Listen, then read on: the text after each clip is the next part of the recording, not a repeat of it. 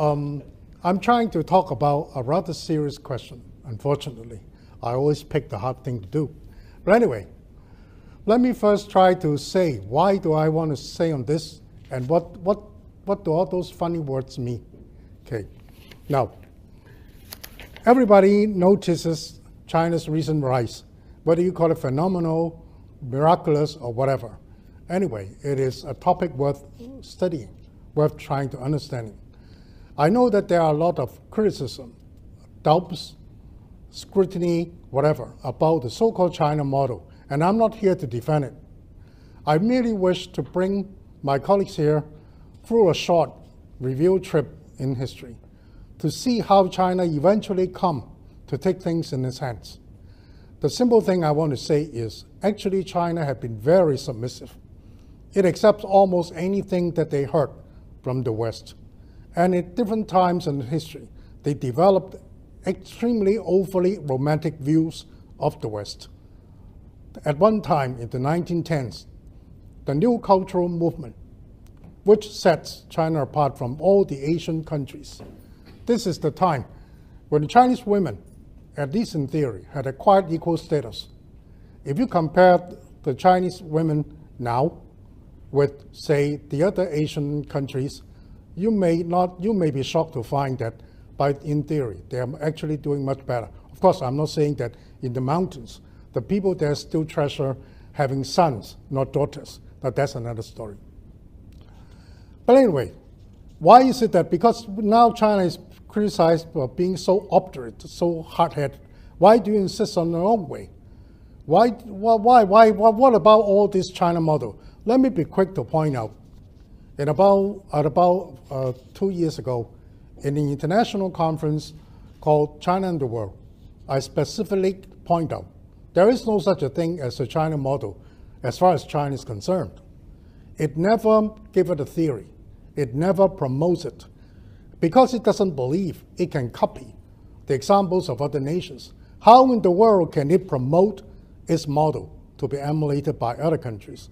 If other countries choose to copy, that's their own business. I think that's a basic stand of China. Now, let me start by introducing some of the keywords. Modernity and contemporaneity. Are they not pretty much the same? Now, in this paper, modernity is a goal, a certain phase in history. Historians divide it, say, from maybe 17th, 18th century until the 20th century, in which advanced nations seem to have achieved a lot of things. Democracy, liberalism, economic prowess, whatever you call it. That means there seems to be a list of things that undeveloped nations need to learn, need to emulate, need to catch up with in order to enjoy what you call modernity. If that is the case, that at least in the mind of these people who are trying to learn from the West, it seems to be sort of frozen in the view because it refers to a phase in history, although that phase of history is rather recent. Now, what does contemporaneity means? I hate long spelling words because I'm Chinese.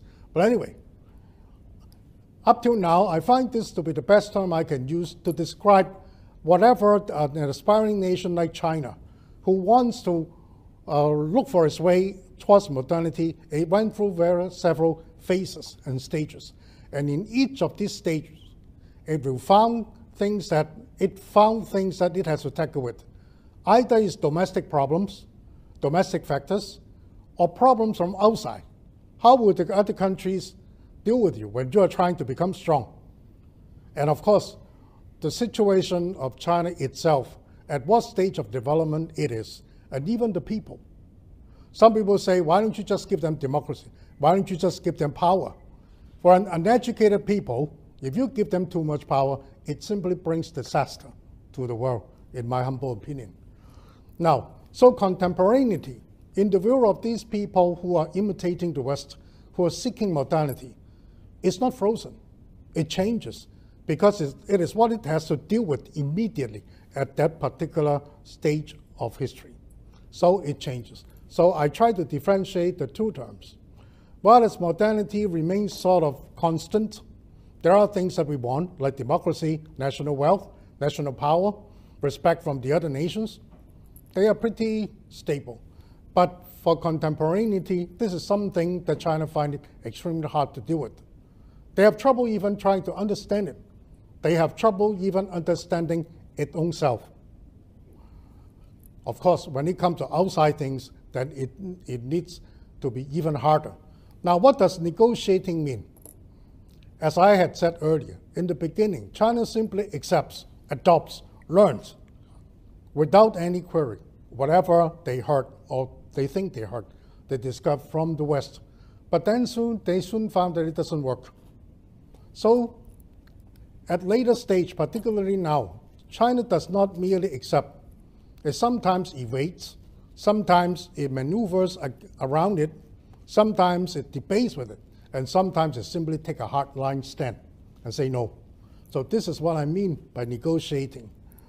I'm good with this term because this is what I found that I'm always doing with my wife and my bosses.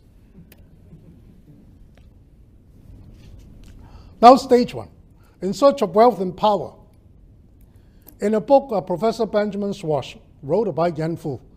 He very wisely called it In Search of Wealth and Power for the Nation. This is true. I'm talking about 20 years after 1840, in which China was defeated by Britain. It took the country about 20 years to finally accept that it has to learn from the West. However, at that time, what did they learn? They import factories, military equipment. They send people to study, but rather narrowly, on how to handle those machines, how to fight a war, etc., etc. And I think it is sort of naive for the Chinese to think that a power would happily teach you all the secrets. I wouldn't, would you? But anyway, they think they learned. So they built up the fleet, and then, unfortunately, in 1895, they were defeated by a very small country called Japan. Small in size, but not everything else. So looking back, this is a time also the government, with their officials, some of them educated in the West, very small number of them, engaging in actually building up what they hopefully call modern enterprises, like factories and things like that. The problem is they are marred by what I would call the usual suspects of a decaying empire. When you look at the history of any decaying empire, usually they are corrupt, they're inefficient. But most important, those who are in charge know nothing about anything modern. And these are the people who are supervising, monitoring those who come back from abroad. With the wrong kind of management, how can you get things done? So, this is my second question. Who is supervising? Guiding without experience. And this means government-monitored business. Yes, they realize that business needs to be done by people. Unfortunately, it is the governments who monitor them. Either they seek a lot of pay or they guide it in the wrong way. Anyway, it didn't work because very soon China was defeated in 1895 by Japan. And then all sorts of criticism came up. And my teacher, Professor Ambrose King, then brought out his three-level theory about modernization. He said China is wrong because unlike Meiji Japan, it didn't learn from the West completely. It only learned at the material level. Next, it should be the institution level, and then the spiritual, cultural level. To be fair, I don't think, in comparing Meiji Japan and this early search of wealth and power, I don't think they really differ that much. It's only that Meiji Japan started earlier, and they are more anxious, and they send more people. It is interesting to look at the commanders in the battles China fought with Japan, whether in the 1895 war or the wars afterwards in the 1930s. The Japanese commanders are trained in Harvard or Europe, and the Chinese commanders are trained in Japan and China. So that speaks about it. So, but anyway, this sets a trend. That is, China began its search for national wealth and power. Should I call it national renaissance? By this format. It's led by the government, but it's a very incompetent, inept government. But anyway, it started. So it comes to the next phase. In 1895, it finally believed that it needs to adopt some sort of political change, political form. So it started the 1898 100 Days movement. As it is only 100 days, we already can sense what the destiny is. It didn't succeed. In about 100 days, everything stopped. The emperor was sort of locked up, and nothing is done. In that, the emperor was encouraged to learn from Tsarist Russia, to learn after Peter the Great, because Peter the Great turned around Russia from a loose collection of almost independent tribes, or whatever you call it, into a big country. And it's all because he learned from traveling around European countries. So our reformer tried to persuade the emperor to do the thing. He never got out of China, and then he got sacked. So anyway, we were thinking about this institutional change, but by the emperor, nothing happened. Only 12 years after that, the empire was overturned, and the new Chinese Republic was formed in 1911. So in 1911, the Chinese were happy and enthusiastic.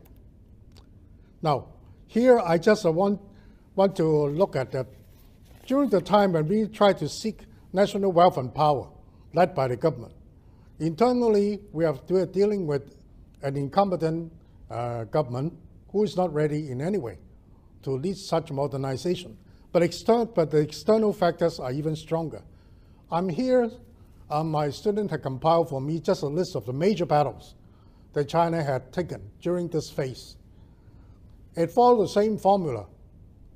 A power would give pressure on China, and then China couldn't take it anymore, started a war and lost. And then, starting the concessions, territories, and huge amount of money. They're all the same. So I don't bother you by going into this.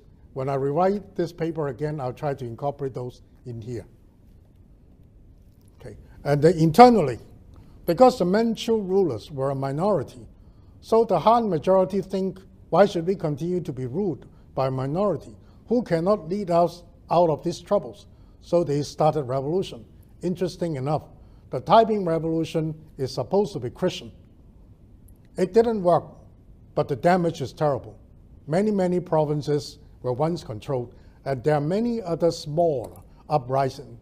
Now, what it means is the central government had exhausted resources dealing with this, with both domestic rebellions and external invasions. How in the world can it do anything, even if it were competent? It didn't, and it never had a chance. This is the free level of modernization. Now, when the new republic was set up, at first the Chinese were optimistic. Don't we have a republic now? We have presidents, we have election, we have everything that looks like a republic. Unfortunately, it only looked like, because the 1911 revolution succeeded very quickly, not because the revolutionaries were strong, but because all the local governors rebelled. They took this opportunity to shake off the control of the emperor, and then China appears to be a republic. But actually, China soon degenerated into 10, 20 small states fighting against each other. This is the period in which we call the period of landlord struggles. This went on for about 15 years, until 1927. Chiang Kai-shek, or Jiang Jishe, finally led an army to conquer or persuade these landlords to really come under the government. What I'm saying is, for at least 15 years, China was not a country. It was a collection of small states fighting against each other. What does that mean? That means the warlords, did they try to build up the country? No, they tried to build up themselves. So they use whatever resources they can get to buy weapons. And these weapons are consumed killing each other. So these valuable resources which could have been used for national building, did otherwise. And worse still, because they were so worried about not having enough soldiers, they simply dropped people by force. There are pictures that I've seen in which the gun is taller than the soldier. The soldier may be 10 or 12 years old. So what that means, whoever wants to modernize China economically will find that they don't have workers. So this is a very simple way of explaining this. But anyway, nothing hurts a nation more than internal fighting. The next worst thing is only that other powers are fighting inside you. And that happened too. Because in 1905, Russia and Japan fought, but not in Japan or in Russia, but in China. The winners think that they win everything, so they loot. And the losers have to fight their ticket home, so they looted too. And we receive all that. So now, the intellectuals soon found that the new republic didn't bring them what they want. And this is a time when warlords were busy fighting each other. They don't realize that intellectuals could be dangerous. They don't call them 臭老九, like the communists saying, troublemakers, okay? So this is one time when the freedom of speech really bloomed and blossomed. Journals advocating all sorts of reform spring up at this time. And one thing about this cultural movement, there are two things that I would like my friends to note. Number one, everything they advocated is Western. Individualism, freedom, democracy, things like that. But unfortunately, it also advocates throwing away everything traditional. In one dramatic declaration, one of the famous intellectuals called to throw Confucius into the toilets. So this revolt against Confucianism. It's also happened with many, many smaller, but actually they complement each other. Cultivation of the so-called new citizenry, that means Western nations are powerful because their people have particularly good national characters fit for modern countries. So we need to learn from England, we need to learn from Germany, we need to learn from France, etc., etc. A national character. Anti-Confucian movement. Ethical revolution seems that we cannot only respect the old, we have to give the young people a chance. We cannot have equality, we cannot have this unequal status between the male and the female. And I think this is the biggest accomplishment this culture had done, at least in theory. Now, all these are against the Confucian order, in which, of course, the male dominates, the old dominates. The vernacular and new literature movement, the Chinese were struggling to make more and more people literate by trying to simplify the language. Actually, China had more than 1,000 dialects, but the only thing that united them together is the written language. But the written language doesn't really approximate most of the spoken dialects. So you are actually learning two. That's the price you pay for unity. It doesn't really matter, but the written language have been so old. They're all old languages. So what they try to do here is to try to make the written language closer to the spoken language, at least according to the Beijing dialect. That's what they do. And then the call for science and technology. This is, of course, a very narrow-minded view towards knowledge. But I think the Chinese have this view even up to now. You look at all those generous call for work in China. It can pay up to $300,000 to $400,000 US a year if you are a scientist. That means you can create wealth, you can create power for them, but if you're a historian, you'll be lucky to have a job at all. And then the work hard and frugal study movement. That is, Europe is the center of civilization. Just go to any European country to study. In some extreme cases, people just go anyway. They don't know the language of the host country. They are not even prepared for any formal study program. All they have is a lot of carriage plus a one-way boat ticket. That's why many of them really don't study. And that's from where, from this group in France, came the Chinese Communist Party people. They're desperate. But anyway, the whole thing is castigation of tradition and the unreserved embrace of things Western. Even if it succeeded, it didn't, because China soon have a lot of other problems. Politically speaking, it's this and that. Now, how do they imitate the advanced nations? I have a book, unfortunately it's only in Chinese, because I don't have time to translate it. You see, various countries were selected for the new cultural movement. They selected France because they believe revolution means civilization. That means that's what China wants. In a book called The Opium of the Intellectuals, the author really pointed out radicalism and revolution is the opium for the intellectuals. They always think by acting radically, you save the nation. I have to think otherwise. I don't really believe. Now, by 1919, something happened. Because on one side, we have the new cultural movement in which everything West is praised. On the other hand, the First World War broke out in about 1914, and China was invited to join as an ally. Although Chinese soldiers don't really fight in the frontier, they're too small.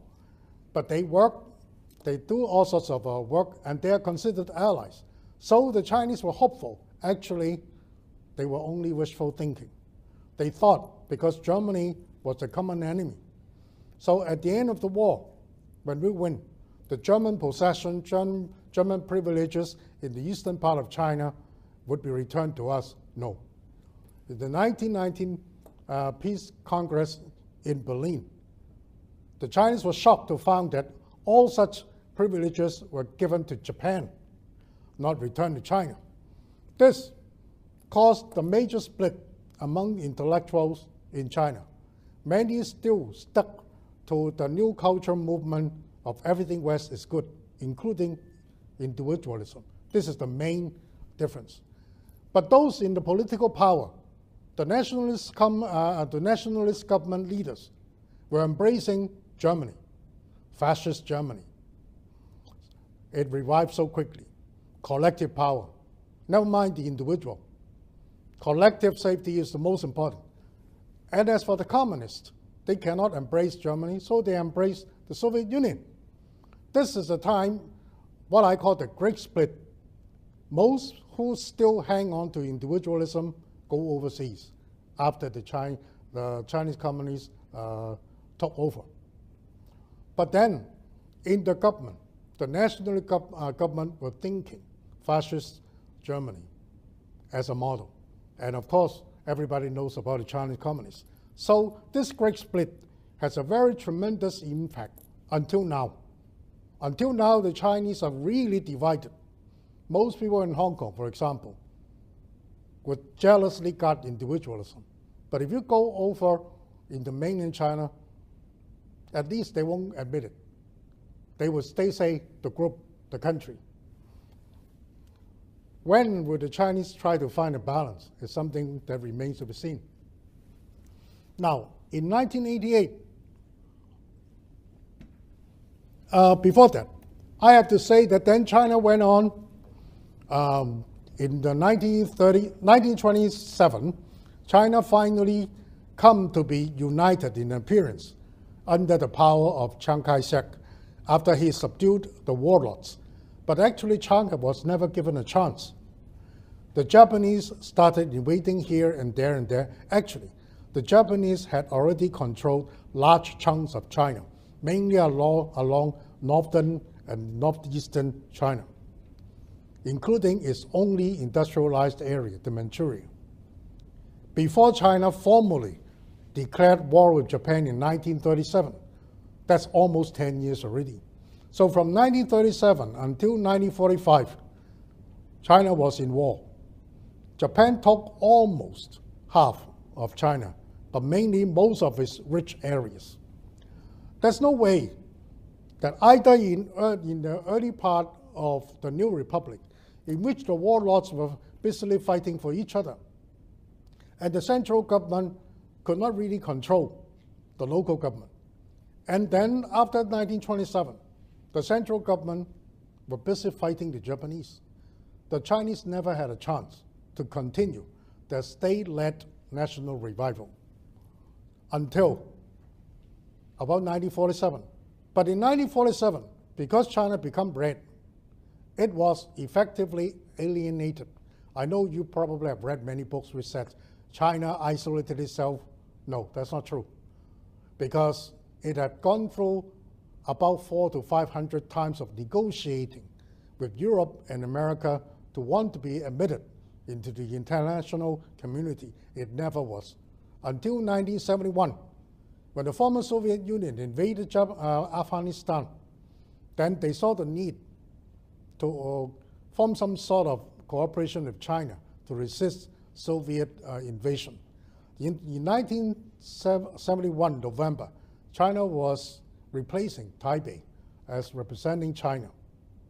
Before that, the entire huge population was cut off from the world, and unfortunately, these few decades after the Second World War saw the world develop so fast in all directions. So in 1979, America finally set up formal relations with China. Before that, China still didn't have access to many influential international organizations. That means China is cut off in business, in exchange, intellectual or technological, or anything. So what happens then? As soon as China resumed this contact with the world, they were completely shocked. They couldn't believe the outside world was so advanced, and in comparison, they are so terrible. My brother, who just resigned as vice provost of Cornell University, told me, he is a scientist, and he went to China in the 1970s. He said he couldn't believe that in some of the richer provinces, the young men and women are still sharing the same pair of pants for going out. They are so poor. So this happened. This is called Heshang, the river elegy. Elegy means a mournful song, mourning the early death of somebody young. What it means is the Chinese civilization, according to this, died too young. Why? Everything is because we come from the Yellow River. Let me put it very simply in this way. Now, actually, this in 1988 became a very, very popular TV series. Because it's TV, it reaches everywhere. It led to many, many discussions. And it said, contemporary civilization is maritime civilization, which is blue in color. Began with saying both starting world trade and colonization. The great Oriental market and the new American continent make Europe extremely rich. The river elegies claim that modern, etc., continental China will have its spring, that is springtime, only when blue sea winds from coastal regions like Shenzhen and Shanghai blow into the inland. Why? It's because the yellow earth and the yellow river, which Chinese civilization originated, cannot give birth to the new culture. Brand new civilizations can no longer flow from the Yellow River. This is desperate and one-sided. Of course, it made the authorities nervous, so it was banned. But what I'm trying to say is the new culture movement and this are one-sided advocacy for emulating Western culture.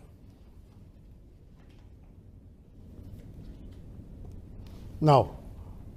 But then, for these people who advocate the Chinese to go to the seas, didn't know the reality. This is compiled by my friend, Professor Ni. Country, population, land, coastline, coastal territory, actually under the control. Compare this with India. India has a coastline of 7,000 kilometers. It controls 1.6 million. China has 18,000. It actually controls only 870 because a lot of the land are under contest. This is Andrew Erickson, an American professor in military affairs. He said China cannot control these maritime provinces because their territories are under contest. And the Chinese intellectuals never know. Just Google it. You can find it. This is done, not by us, by CIA. The 3 island chain, the third one is so far away, I cannot put it in here. See the first one. From Korea, Japan, Thailand, Philippines, until here. What does this mean? That means Chinese boats can never go across here and go through the Malacca Strait to the Middle East where it gets oil, where it gets all these things. So, for colleagues who are interested, I'm going to leave the PowerPoint because I run out of time. So I have to go and now look at this. This is the Malacca Strait, okay? Singapore, etc., etc. If this is controlled, Chinese cannot get the oil, Chinese goods, Chinese materials can never go there. So this is what the intellectuals who advocate the blue civilization don't know. It's not that whatever you want to do, you can. Because part of the contemporaneity they have to deal with, that it's outside countries, don't allow it. Now, with that, this is the first time China sent a navy to defend business ships against African pirates. If you know Chinese, you know what it says here. I remember firmly what my leaders asked me to do. I will execute my mission faithfully. We will crush the island chain. So you know what it means now? Now, these are the advanced weapons all along China now. This one nuclear submarine has enough tomahawks to destroy one mid-sized country. 60% are now around China.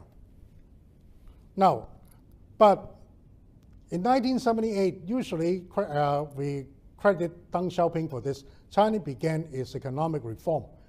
Then I think it's something that most of you have heard of. I like to show this. This demonstrates the power of the central government. It divided the country into large sections. Each section, each region, was given specific roles. What do you do? What do you need to do? Making use of your geographic situations, your resources, and how it work together to comply, contributing to the overall national development. And they are doing it. They are doing it. This is not something that the late empire or the early republic can do. For example, this tells you the regions. What do they mean?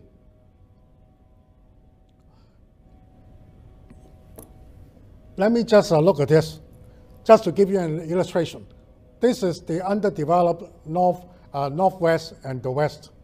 We are talking about 65,000 kilometers in roads and railway, more than 230 airports. And in planning, they intend to set up more than 250 cities. This is enough if you are in the construction business. Better go and look at it. And this is something that no other country right now is doing. I'm not saying that they cannot do it. Maybe India can do it, but they may not have done it yet. So this just demonstrates how the state-led revival, national revival, has come again.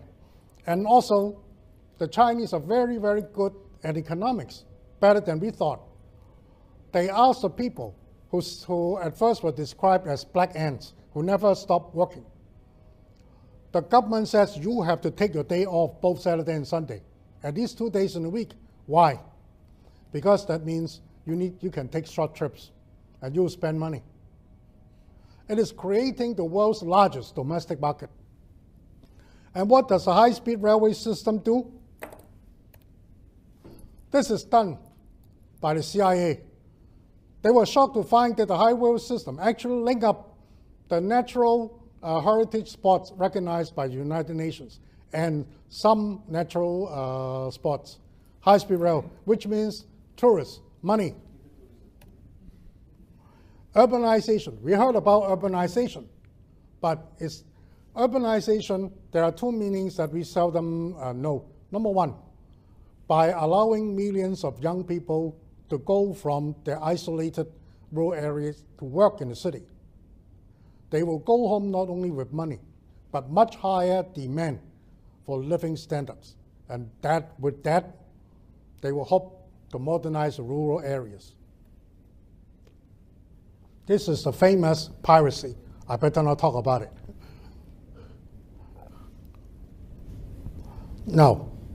And also one thing about urbanization is, actually, according most of the regions, there are very detailed planning that in this area there will be one or two key metropolitan cities, which will be the heart of that cluster of cities, and there will be bigger cities, middle-sized cities, towns, etc., etc. And some of these cities were given missions.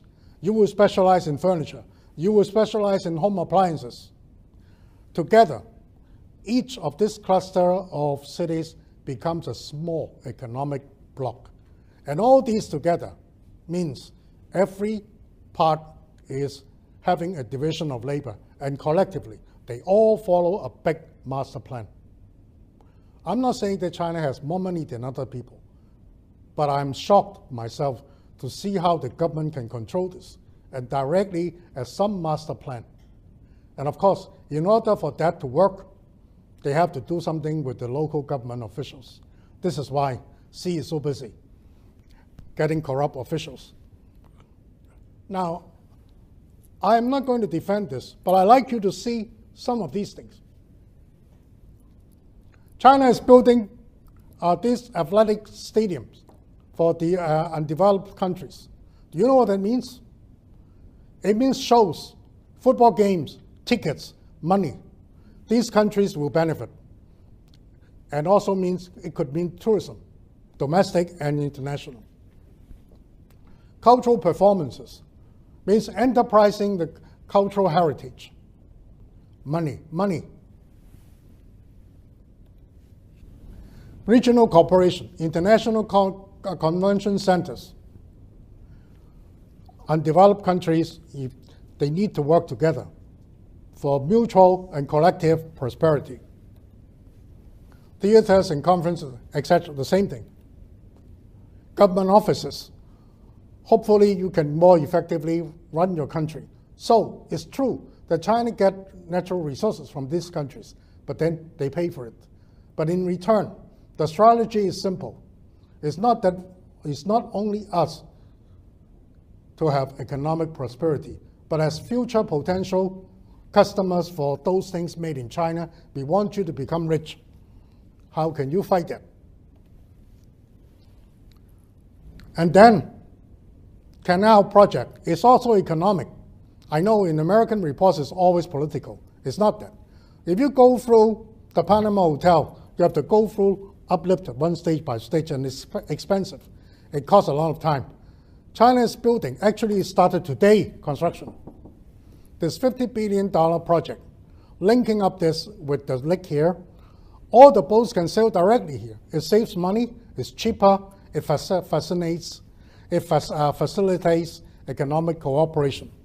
An old scheme from 1886, when Peary, who later go to the North Pole, began constructing as an engineer this canal through Nicaragua.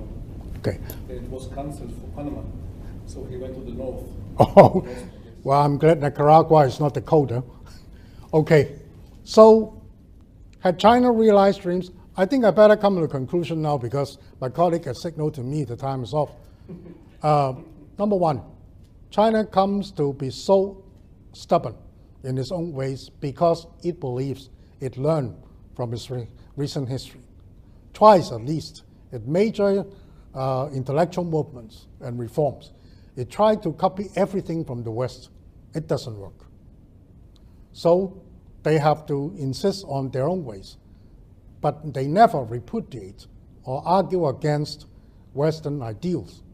They just argue, we have to do it in our own speed. We have to list the priorities according to our own needs. Certainly, such development, particularly, it seems to me that up to now, China has succeeded partially to revive the national wealth and power. How about culture? Now that is a big question. Because if both major intellectual movements are all so lopsidedly pro-Western, what will be the next one? Is there a cultural renaissance in China too? If it is, what would it be? Because Dr. Au is going to say something about that, so I'm not going to say it. But I really would be very anxious to see. Would it again be lopsided Western or too lopsided traditional? Or could China wisely come to some sort of mutual adaptation? I'm praying for that, and thank you very much.